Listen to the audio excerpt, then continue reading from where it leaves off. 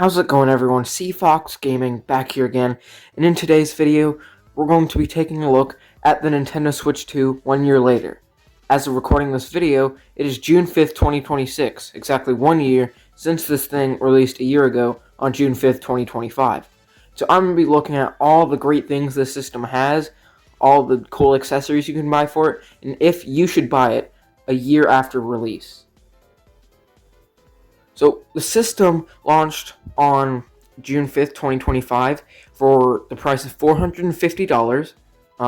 That is a bit much, but it's a 4K video game system that can output 4K visuals to the TV, and $450, that's like $50 less than a PlayStation 5.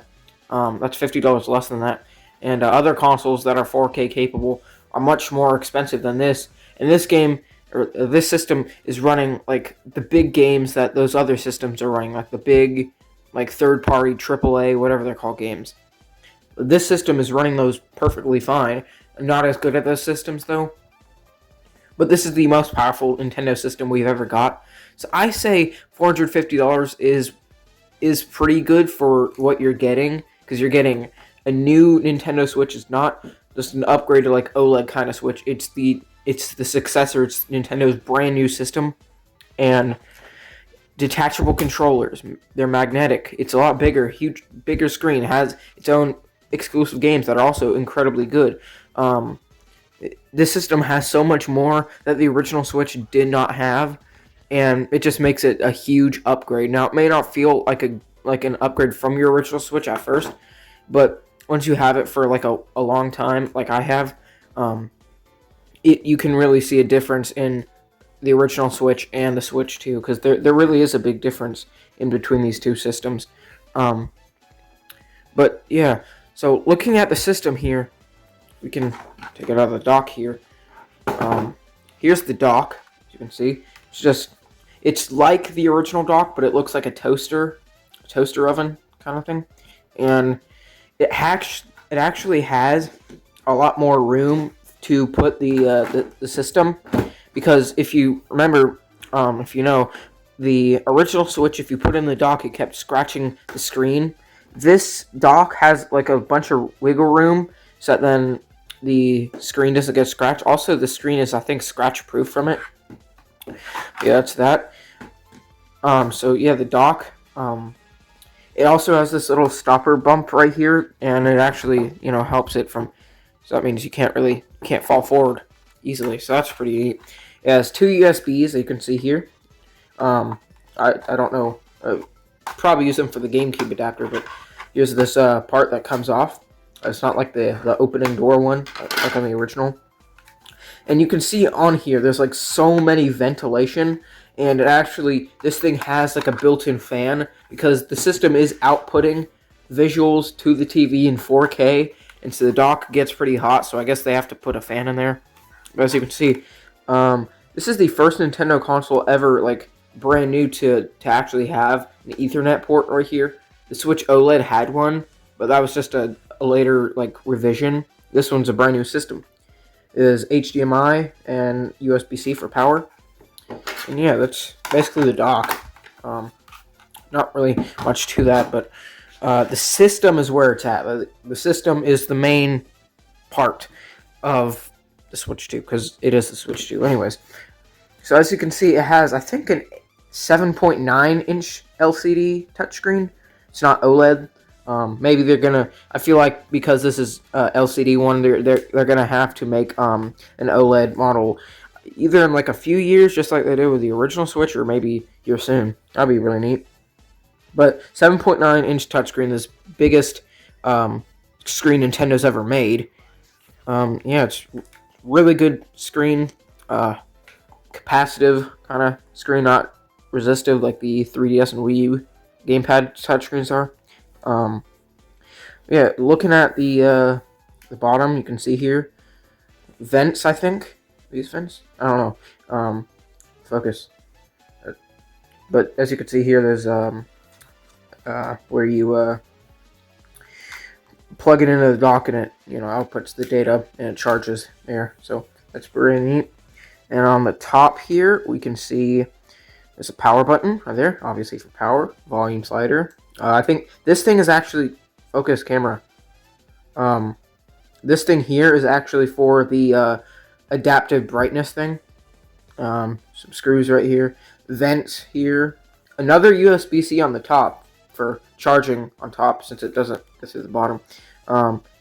Headphone jack. Bigger game card slot with this thing holds the cartridge in, and a microphone, which is something the original Switch didn't have. And yeah, on the back you can just see the awesome Switch 2 logo and the metal kickstand. Now, it's not like the other one where like breaks off pretty easily. This one is like made of metal, and like this thing ain't coming off anytime soon. And there's micro SD express. Now keep in mind that when you're getting this thing, you cannot use your original Switch memory card, SD card. It only uses micro SD card express ones. So I don't know why, but yeah. Anyways, looking at the Joy-Cons, as you can see, both sides are blue, and the other side is red or orange, whatever color that is. I say red. They magnetically snap on, which is really cool. So you can see here it tells you minus goes right there, but you can just do this. You can lay it upside down. Yeah, I don't know why you want to do that, but anyways, yeah, magnetically snap on. That's really cool. And the left Joy-Con, obviously, it has left Joy-Con stuff, but it also has this little square right here, is so that you can use the system as a mouse. Hold on, let me boot it up. Show you what that is like. Whatever. Alright, so as you can see here, you can see the little mouse cursor icon up there, and you can scroll through my games here, play a game or something. But yeah, it's really cool that they have mouse functionality on a Nintendo system. That is really cool. And also a new feature is the C button, which allows for you to use Game Chat, which is like a Switch Online paid gimmick.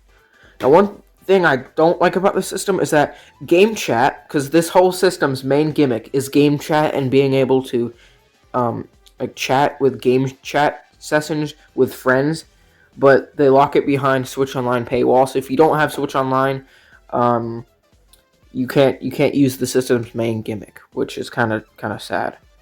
But anyways, Nintendo, still Nintendo's my favorite, and still I love this system.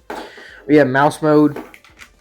Yeah, it's a really great system overall, design-wise. It's literally just like the original Switch. In design, it's literally just like the original. Because it looks like the original, but it's just if it was bigger and was more high-tech and upgraded and all that stuff. But yeah, that's the overview of the system. Now, with the system being $450, you could buy another $50 more expensive model.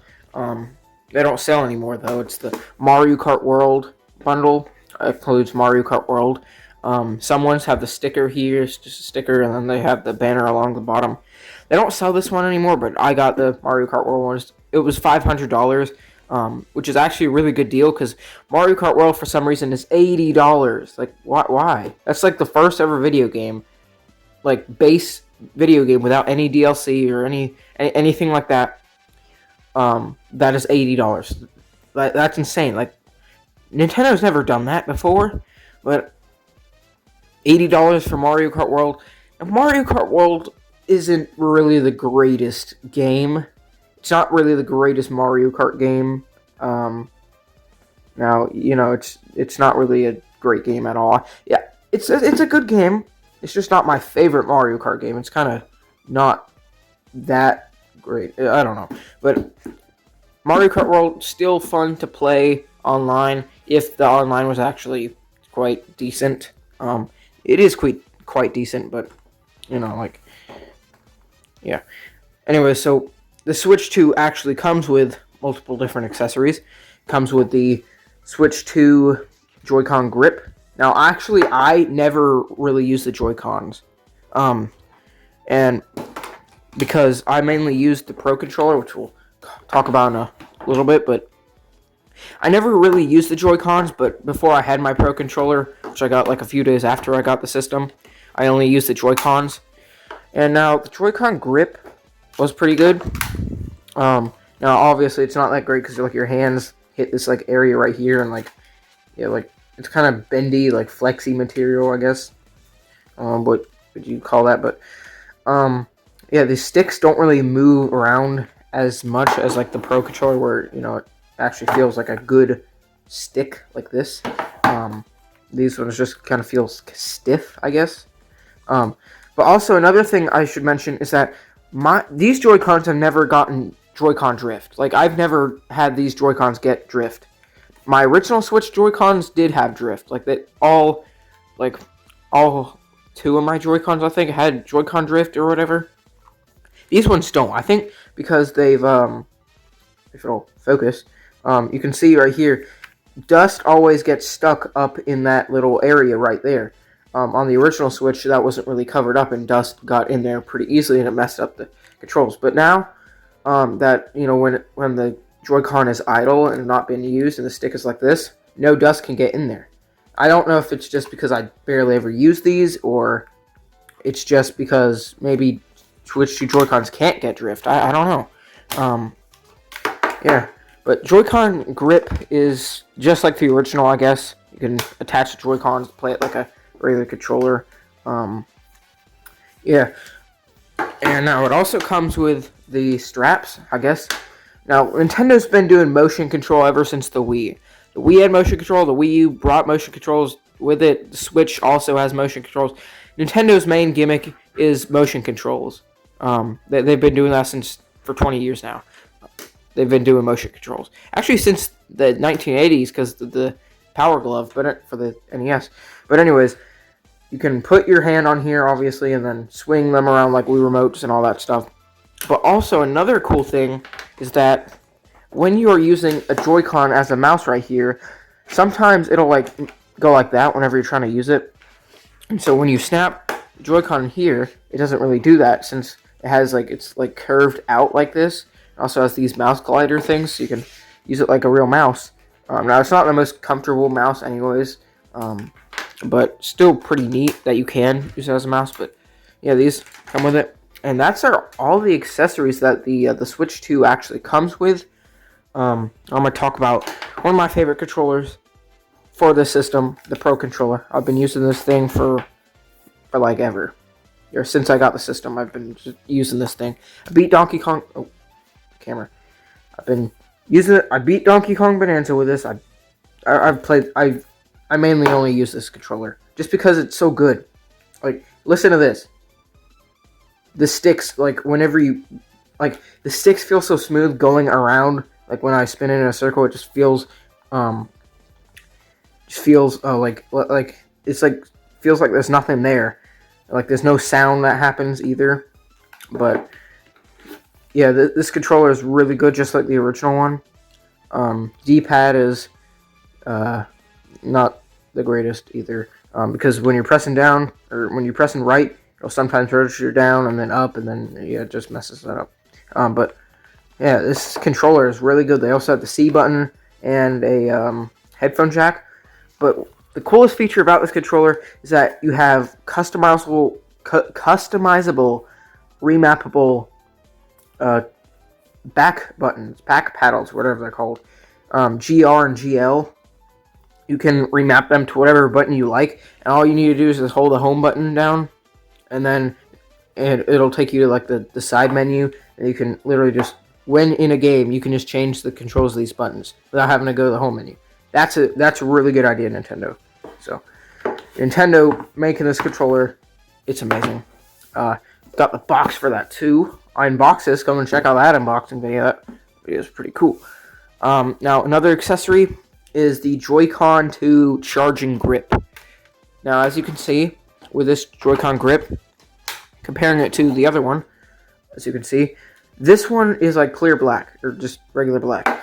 This one is clear, like translucent kind of black, so if I hold it up to the light, you can kind of see through it. And it can charge your Joy-Cons. So I don't really use them. I've never used this before. Never actually. I have used this once, but never actually other than that. But you could take your Joy-Cons, put them in here. They have the little connector thing that connects into the Joy-Con right there. So you do that. You gotta put them in, and now it's basically just like this, but it charges your Joy-Cons, which is pretty neat, I guess. If you don't have the Pro Controller and you only have the Joy-Cons and you have this, then it's probably the best way to do it. Also, you don't even need the Pro Controller with the Joy-Cons because it actually has its own GL and GR buttons, just like the Pro Controller. So basically, you don't even need the Pro Controller. You can just use this. Now, Pro Controller feels a lot better and is a lot better than Joy-Cons, but still, as GL, GR buttons. That's really awesome. So that means you can remap those too. I've used this controller and used the GR buttons only once though. But yeah, so the accessories are really good on the system. Now the accessories are pretty pricey, I guess. Like the Pro Controller is like $80 or $90. The Joy-Con grip, which I have the box for, is like, I don't know, like maybe $30, 40, I don't know. And then I have the Joy-Con Mario Kart, or just Joy-Con grip wheel things. Put your Joy-Con in sideways, steer Mario Kart. Really cool. I barely ever use these either. I used them a few times for Mario Kart, but yeah, my box is kind of damaged on the top. But I'm a collector, by the way, so I collect these things. So, yeah, these things I think go for like 25, maybe $30. Not too sure, but some of the accessories are pretty pricey, especially if you want to buy a new dock. That's like $100-something. That's insane. And then also buying, if you can see back there, the AC adapter for the thing. Now the AC adapter is like $30, and that's actually insane. Why? But one of the main features I dropped the box. Well, luckily it landed on the couch. But anyways, one of the main features of this system are games. Obviously, part of any system, the games are going to be the main part. Now here I have all 5 of my Switch 2 games. 4 out of 5 I've gotten on launch day. Donkey Kong Bonanza got it launch day. Now this game keycard we're going to talk about a bit. Kirby Air Riders, really good. Yeah, so basically all 4 of these games I got launch day. I made unboxing videos for each of these. Go and check out the Yoshi one. That's my favorite unboxing video I've done. But I've gotten all these games on launch day. And why? Because they're Nintendo games. Nintendo's my favorite, obviously. You can see all the consoles back there. And yeah, all these games are really good. Now Pac-Man's a good game, but it's not really the greatest. I need the GameCube version. That would be really cool to get, but this is a game keycard. Now, if you don't know what a game keycard is, basically what it is basically, so if you take a look here, this is a average Switch 2 game keycard. Now, basically, or game card, it has the data on the cartridge. Like, the data is stored inside of this cartridge, and when you put it into the system, you can play it. But with game keycards, you'll see that it has a little key icon right there.